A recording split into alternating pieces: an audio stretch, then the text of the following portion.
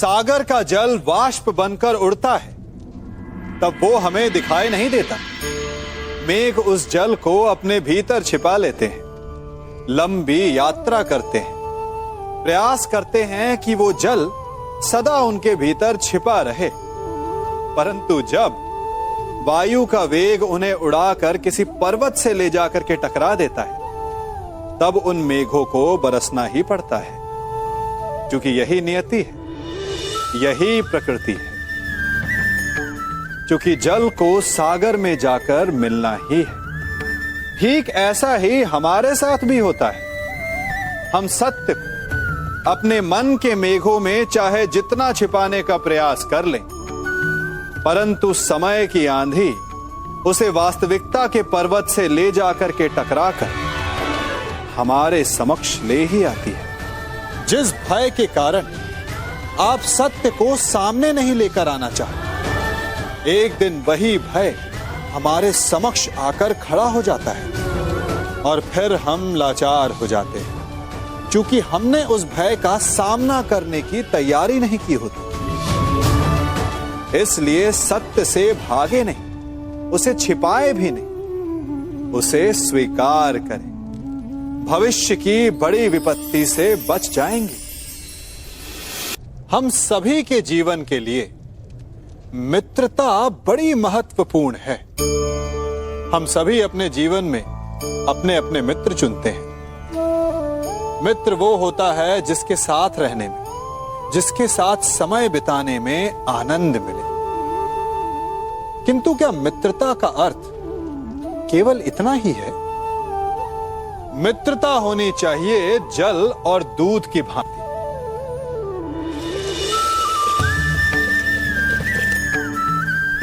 जो एक साथ सदा मिल जाते हैं, एक आकार हो जाते हैं। जब दूध उबलता है तो जल भाप बनकर उड़ता है, ताकि दूध का अस्तित्व बना रहे।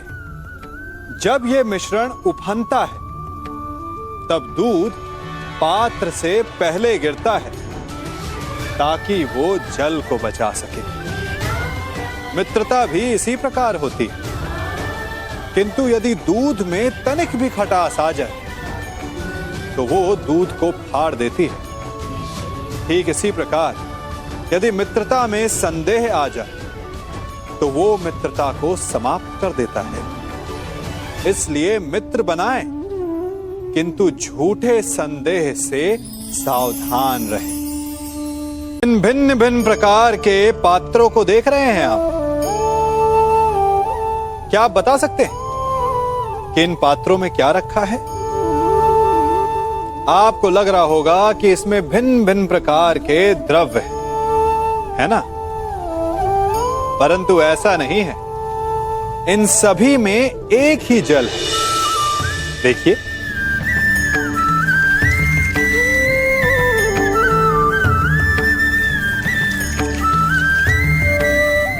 परंतु ये भिन्न भिन्न लगते हैं, क्योंकि जिसमें ये जल रखा है उसके रंग को परिभाषित करता है। अब यूं समझिए कि इस पात्र में रखा जल हम हैं, और ये पात्र वो संगति है जिसमें हम रहते हैं।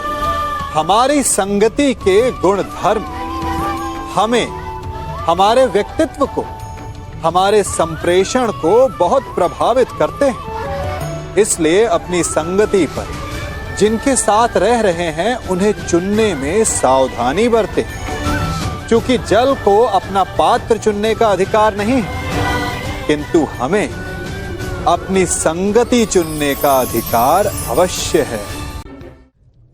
आप जानते हैं कि मैं क्या कर रहा हूं? मैं प्रतीक्षा कर रहा हूं कि कब इस वृक्ष पर फल लगेंगे और मैं उन मीठे फलों के रस को चख पाऊंगा। हंसी आ गई ना आपको? आप भी सोच रहे होंगे कि भला कौन सा मूर्ख बबूल के पेड़ को बोकर आम खाने की इच्छा रखता है।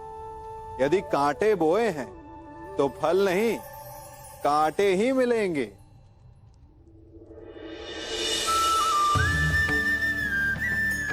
देखा, रक्त बह गया। ठीक ऐसा ही हमारे कर्मों के साथ होता है। हमारे बुरे कर्मों का फल कभी शुभ नहीं हो सकता। जो हाथ अस्मिता लूटने को आगे बढ़ेंगे, उन हाथों को कटना होगा। जो दृष्टि बुरी बनकर स्त्री पर पड़ेगी, उन्हें अनजान नहीं, रक्त के अश्रु भोगने होंगे। जिसने अपने जीवन में छल किया, उसे अपने ही छल के भार तले दब कर मिट जाना होगा। समय रहते जिसकी आंखें नहीं खुली, समय उसकी आंखें बंद कर देता है।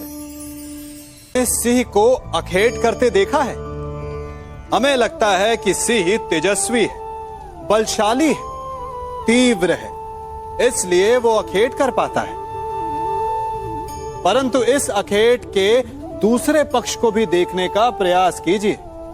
सिंह अखेट तभी कर पाता है जब हिरण आस छोड़ देता है, जब वो भागना बंद कर देता है, जब वो संघर्ष करना छोड़ देता है। सिंह हिरण की मृत्यु नहीं चुनता, हिरण स्वयं अपनी मृत्यु चुनता है। ठीक उसी प्रकार असफलता हमें नहीं चुनती, हम असफलता को चुनते हैं। ये हम ही हैं जो आशा को छोड़कर संघर्ष करना छोड़ देते हैं और भाग्य का अखेट बन जाते हैं। इसलिए संघर्ष करना मत बंद कीजिए, प्रयास करते रहिए और सफलता आपकी मुट्ठी में होगी। वृक्ष मुझे बहुत प्रिय हैं, बहुत अच्छे लगते हैं। आपको भी अच्छे लगते होंगे। कारण यह है कि वो हमें छाया देते हैं, अपनी शीतलता देते हैं, शांति देते हैं। परंतु मुझे वृक्ष एक और कारण से अच्छे लगते हैं, और वो कारण है वो सीख जो एक वृक्ष हम सभी को देता है, और वो सीख है अमरता। एक वृक्ष कभी नहीं मरता, मरने से पूर्व वो अपने जैसे कई वृक्ष अपने बीजों के द्वारा संसार को दे जाता है। तो अमर होने का केवल एक ही मार्ग है, और वो है जो आपके पास है, वो संसार को दो। अपना ज्ञान, अपना अनुभव, अपना आनंद बांटने में कंजूसी ना करें, कभी कृपण ना हो, तो आप संसार में सदा जीवित, सदा अमर रहेंगे। हम सभी घरों में रहते हैं, और अधिकतर लोगों के जीवन का ये एक स्वप्न तो होता ही है कि हमारा अपना घर हो, है ना? और बड़ी अद्भुत बात तो यह है कि कुछ समय के पश्चात हम उस घर को विस्तृत करना चाहते हैं, उसका आकार बदलना चाहते हैं, उसकी रूपरेखा बदलना चाहते हैं, क्योंकि इसमें आनंद भी है। तनिक सोचिए, जब आपको घर का वास्तु बदलना हो, उसे और सुंदर बनाना हो, तो पुराने निर्माण को तोड़ना पड़ता है, उसे गिराना होता है, घर में तोड़फोड़ करनी पड़ती है। क्योंकि निर्माण के विज्ञान में टूटने का ज्ञान बहुत ही आवश्यक है।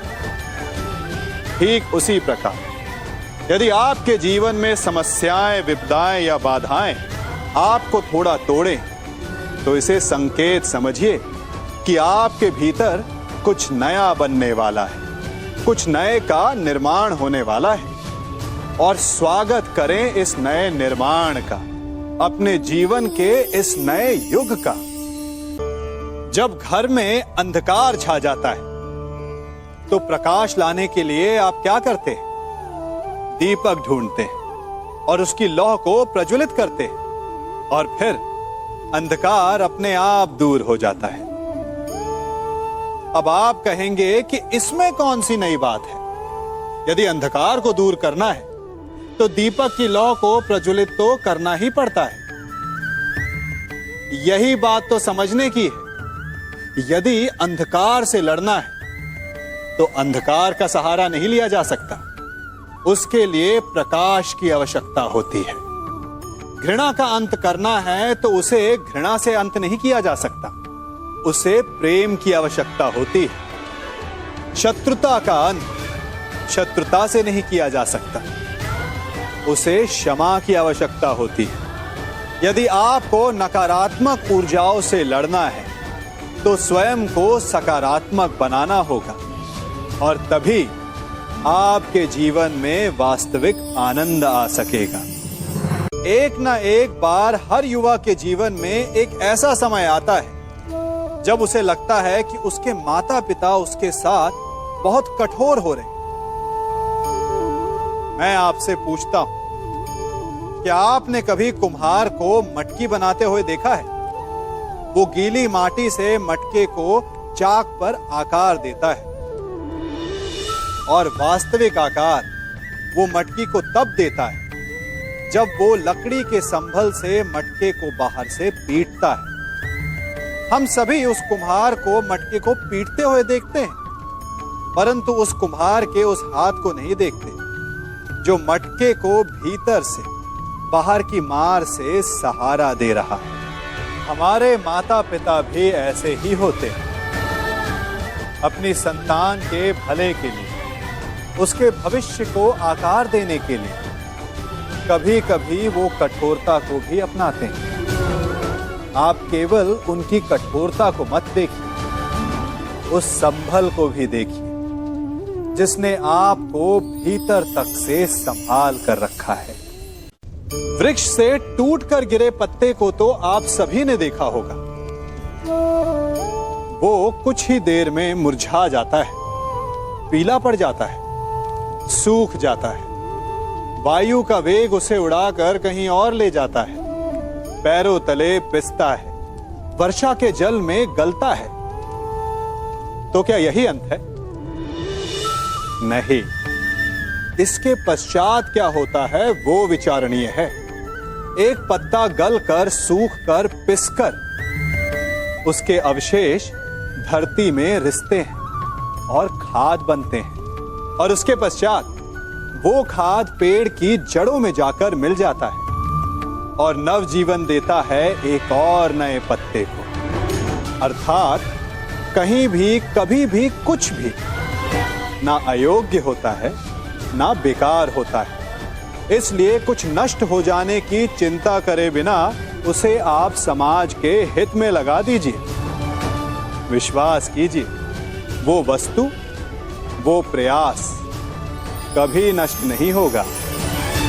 कंकड़ों से बचने के लिए हम पदवेश पहनते हैं, भिन्न प्रकार के जूते पहनते हैं, और अच्छे जूते पहनकर कांटों के मार्ग पर चलना सरल हो जाता है। परंतु जब ये कंकड़, जब ये कांटे हमारे जूतों में होते हैं तो सरल मार्ग पर चलना भी कठिन हो जाता है। ठीक इसी प्रकार ये कंकड़, ये कांटे हमारे मन में होते हैं। ये कंकड़, ये कांटे होते हैं हमारा अतीत, जिसके भय के कारण हम उसे वर्तमान में स्वीकारना नहीं चाहते। कदाचित इसीलिए हमारे अतीत को भूत कहा गया है, क्योंकि एक भूत की भांति हमारा अतीत हमारा पीछा नहीं छोड़ता।